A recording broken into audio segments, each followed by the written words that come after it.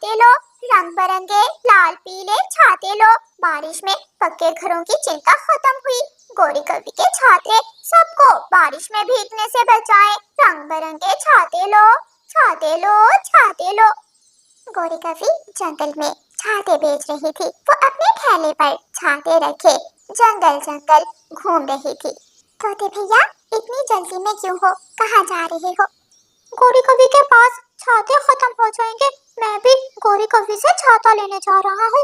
सभी पक्षी अपने अपने लिए छाते ले रहे हैं।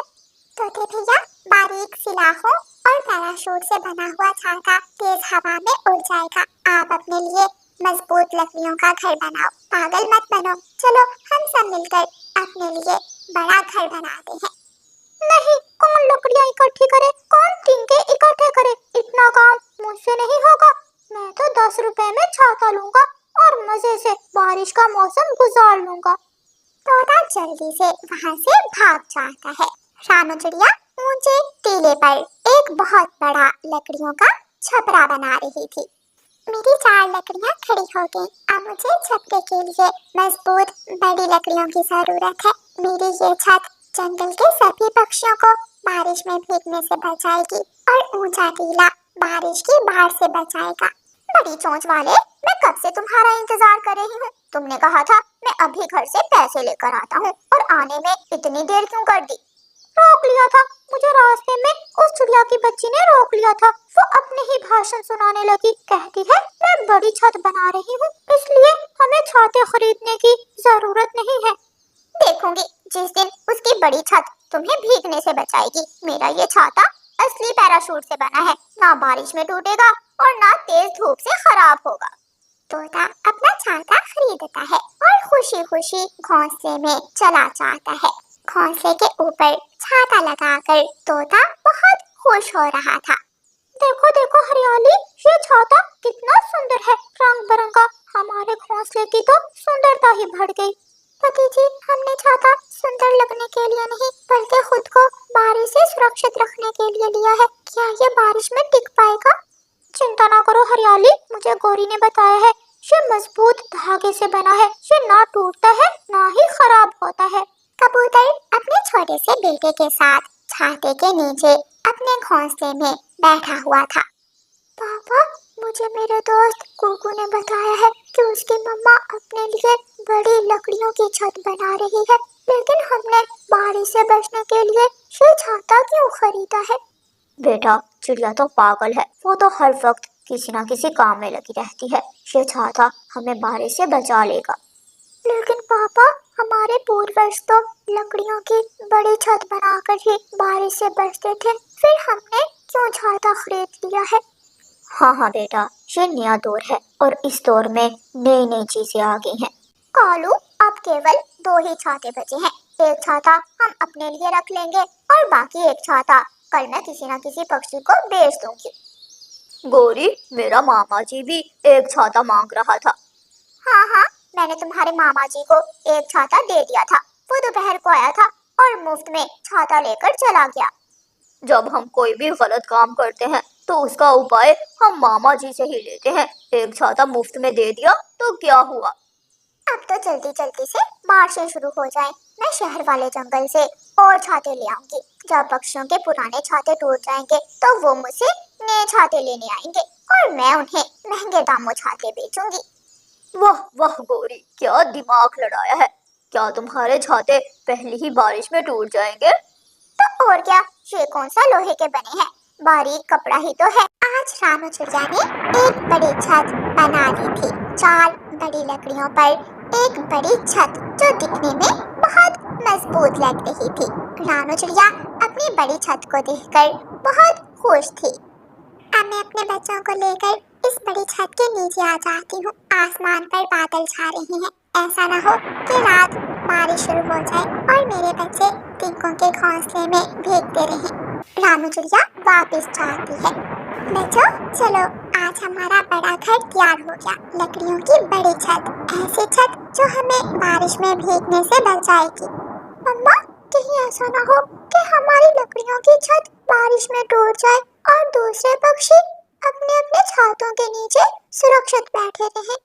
नहीं मेरे बेटे, अगर ये छाते काम के होते तो आज से 10 साल पहले हमारे पूर्वज भी ऐसे ही छाते बना लेते। हमारे बड़ों ने मजबूत घोंसले बनाए और लकड़ियों की बड़ी छत। चिड़िया अपने बच्चों को लेकर ऊंचे टीले की तरफ उड़ती है।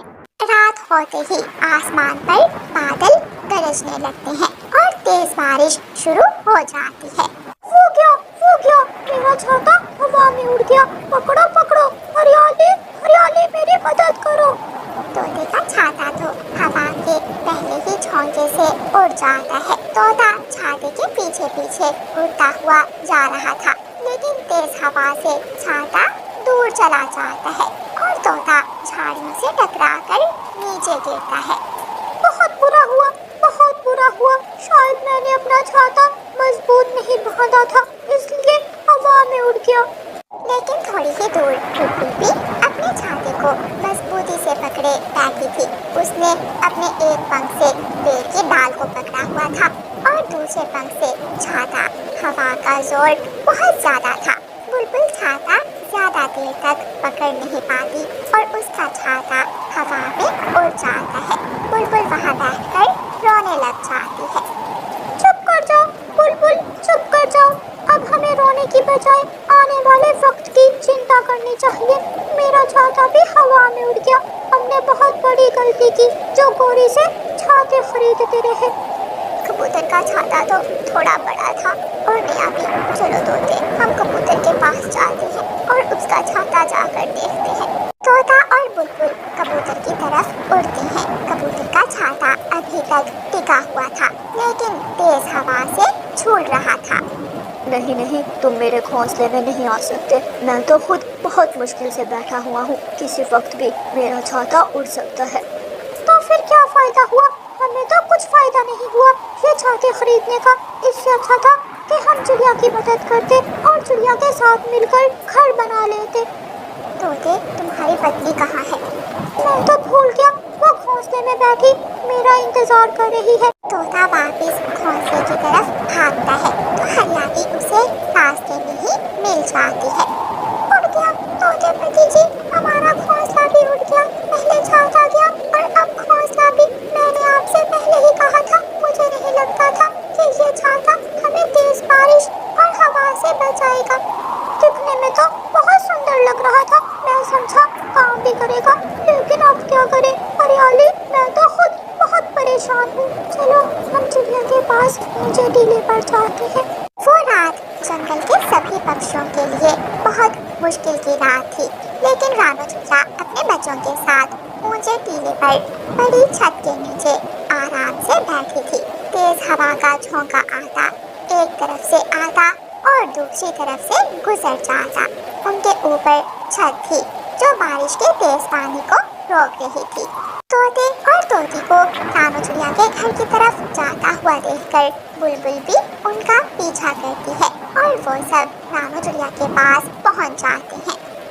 चिड़िया, हमें बचा लो, हमें बचा लो, हम मर जाएंगे। हमें बारिश ने मार दिया, सब उड़ गया। छाते उड़ गए, घोंसले उड़ गए, सब बर्बाद हो गया।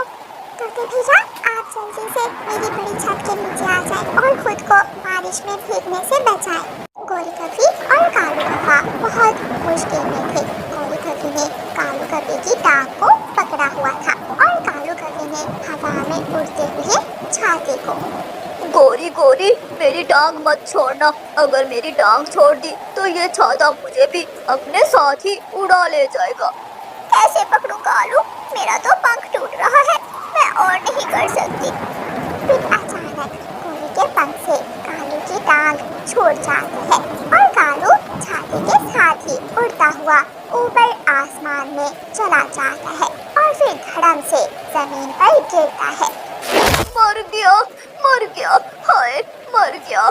गोरी, मुझे बचाओ, मेरी टांग टूट गई है। कबूतर गोरी कभी और कालू कभी का शोर सुनकर वहाँ आता है।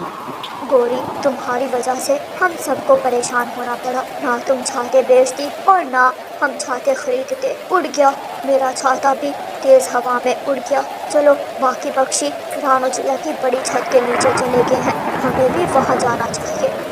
लेकिन कबूतर रही है, क्या कहेगी रानोज भैया। तो ठीक है, तुम यहाँ बैठकर शर्म करो और मैं कबूतर के साथ जा रहा हूँ। कालू कौवा जल्दी से कबूतर के साथ उड़ता है और वो दोनों रानू चिड़िया की बड़ी छत की तरफ जाते हैं। कभी भैया गोरी कहाँ है, आप उसे भी अपने साथ ले आते। देखें बारिश बहुत तेज है, अगर बारिश के साथ ओले भी गिरने लगे तो वो मर जाएगी। चिड़िया बहन, मैंने उसे कहा था, कबूतर ने भी समझाया था, लेकिन वो बहुत जिद्दी है, उसने हमारे साथ आने से मना कर दिया। मर जाऊंगी, अगर मैं यहाँ बैठी रही तो मैं तेज बारिश में मर जाऊंगी। मैं भी दूसरे पक्षियों के पास ही चली जाती हूँ, मेरे ये छाते किसी काम ना आए। फिर गोरी कभी भी ऊंचे टीले की तरफ उड़ती है। गोरी को दूर से देखकर सभी पक्षी हंसने लगते हैं और सब एक साथ कहते हैं, गोरी आ गई। देखो देखो गोरी आ गई। गोरी भी यहाँ आती है।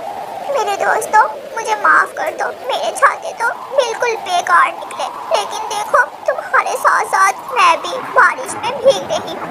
गोरी बहन, हम सब आपका ही इंतजार कर रहे थे और तोता तो आपसे मिलने को बेचैन था।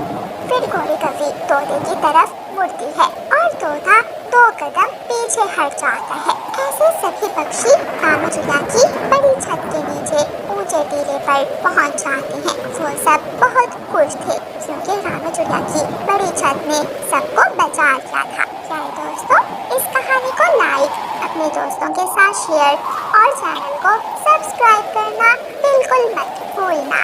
आपका धन्यवाद। गुड़िया के पापा कालू कौवे के पास काम करते थे। पापा याद है ना, आज मेरा जन्मदिन है, आज आप शाम को जल्दी घर आ जाना। मैं अपनी बेटी का जन्मदिन कैसे भूल सकता हूँ। मैं पूरी कोशिश करूँगा कि मैं शाम को जल्दी घर आ जाऊँ। आते हुए मिठाई और केक जरूर लेते आना। मैंने कल ही ऑर्डर दे दिया था, सब कुछ हो जाएगा। फिर गुड़िया के पापा अपने घर से निकलते हैं। आज इतनी देर क्यों कर दी? कल बताया भी था कि खेत की बजाई करनी है।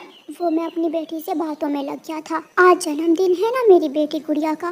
पापा चिड़िया खुशी से अपने मालिक कालू कौवे को बताता है, जन्मदिन है तो मैं क्या करूं? तुम गरीबों की रोटी पूरी नहीं होती और जन्मदिन बड़ी धूमधाम से मनाते हो। साहिब, बच्चों की खुशियों के लिए ही तो दिन रात काम करता हूँ। 12 बजे आकर क्या अब मुझे बातें ही सुनाते रहोगे? जाओ खेत की सफाई करो। पापा चिड़िया अपने काम में लग जाते हैं। वो फाले से खेत में झाड़ियों को काटने लगता है। मम्मा, मैं अपनी सहेली मीना को भी बताऊं क्या? हाँ हाँ, जिसे भी बताना है जाकर बता दो और मैं खाना तैयार कर लूं। गुड़िया अपनी सहेली मीना से जाकर कहती है, मीना मेरी सहेली, शाम को सबसे पहले आपने आना है। लेकिन गुड़िया, आपके पापा तो बहुत लेट काम से आते हैं, मैं इतनी जल्दी आकर क्या करूँगी? केक आएगा तो फिर ही जन्मदिन मनाएंगे। जी नहीं, आज मेरे पापा जल्दी घर आ जाएंगे। पता है, पापा ने तो कल ही मेरे जन्मदिन के लिए केक का ऑर्डर दे दिया था। ठीक, तो फिर देखना, मैं सबसे पहले ही आऊंगी। गुड़िया आज बहुत खुश थी। जाते जाते वो हरियाली आंटी से कहती है, हरियाली आंटी, आज मेरा जन्मदिन है, शाम को आ जाना हमारे घर। गुड़िया कबूतर के घर जाती है। अंकल, कीकी कहाँ है? बेटा, कीकी तो कल से ही अपनी नानों के पास गया हुआ है। आज मेरा जन्मदिन था, मैंने कीकी को बताया भी था, शायद कीकी भूल गया। बेटी, कीकी की नानों को बुखार था, इसलिए उसे अपनी मम्मा के साथ जाना पड़ा। कोई बात नहीं अंकल। गुड़िया जग्गू कौवे के घर जाती है।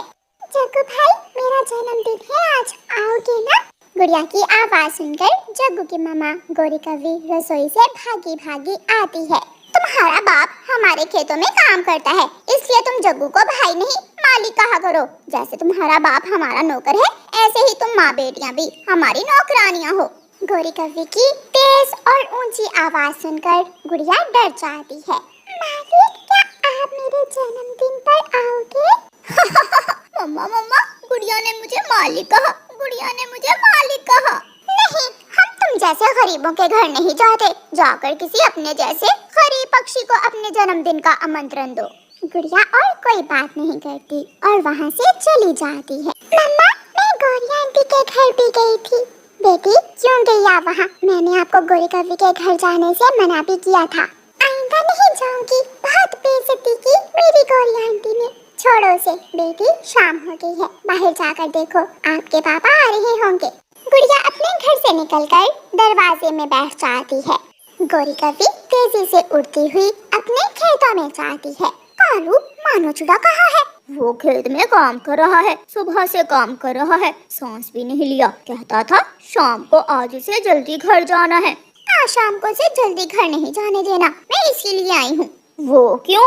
उसकी बेटी का जन्मदिन है। जन्मदिन हमारे जैसे अमीर पक्षी ही मनाते अच्छे लगते हैं। अब तो इन जैसे गरीबों ने भी जन्मदिन मनाने शुरू कर दिए हैं। रोक लूंगा, मैं किसी बहाने उसे रोक लूंगा। नहीं जाने दूंगा, गुड़िया के पापा को जल्दी घर नहीं जाने दूंगा। सूरज ढलने लगता है और आहिस्ता आहिस्ता अंधेरा भरने लगता है। गुड़िया मैं तो जा रही हूँ। मैंने कहा था ना कि तुम्हारे पापा देर से घर आएंगे, तुमने मुझे शाम को ही बुला लिया। गुड़िया की आंखों में आंसू थे। लेकिन पापा ने मुझसे वादा किया था, मुझे क्या मालूम था कि एक दिन के लिए भी मेरे पापा मेरे लिए काम से जल्दी वापस नहीं आ सकते। गुड़िया की मम्मा भी घर से बाहर आ जाती है। गुड़िया बेटी रो क्यों रही हो? आपके पापा को कोई जरूरी काम पड़ गया होगा, वरना वो जरूर समय पर आ जाते। मेरे जन्मदिन से भी जरूरी काम होंगे। मुझे सुबह ही मालूम था कि पापा नहीं आएंगे। गुड़िया मैं कल आऊंगी, अब मुझे जाने दो। मैं तो अपनी मम्मा को भी बता कर नहीं आई, मेरी मम्मा परेशान होंगी। जाए जाए आप बेटी, अब तो रात हो गई है। मीना अपने घर चली जाती है और गुड़िया घर में जाकर घोंसले में लेट जाती है। क्या था जो एक दिन अपनी बेटी के लिए जल्दी घर आ जाते। रात के 9 बजे कहीं जाकर कालू कौवा गुड़िया के पापा को पैसे देता है। लो ये लो पैसे और अब जाओ। और हाँ सुनो, कल मुंह अंधेरे ही आ जाना। तुम्हारी मालकिन के सब्जियों के बीज बोने हैं और तुम्हें तो मालूम है मालकिन के गुस्से का। जी ठीक है। पापा चिड़िया कौवे से पैसे लेकर अपने घर को वापस होता है। केक वाली दुकान बंद थी और मिठाई वाला चाचा भी दुकान बंद करके अपने घर चला गया था। ये तो बहुत बुरा हुआ, अब मैं केक कैसे लेकर जाऊंगा? केक वाली दुकान पर चाचा छमछम केक के घर का पता लिखा था। पापा चिड़िया एड्रेस पढ़ते हैं और चाचा छमछम के घर की तरफ उड़ते हैं। वीरान जंगल शुरू हो जाता है। रुक जाओ वरना जान से मार दूंगा।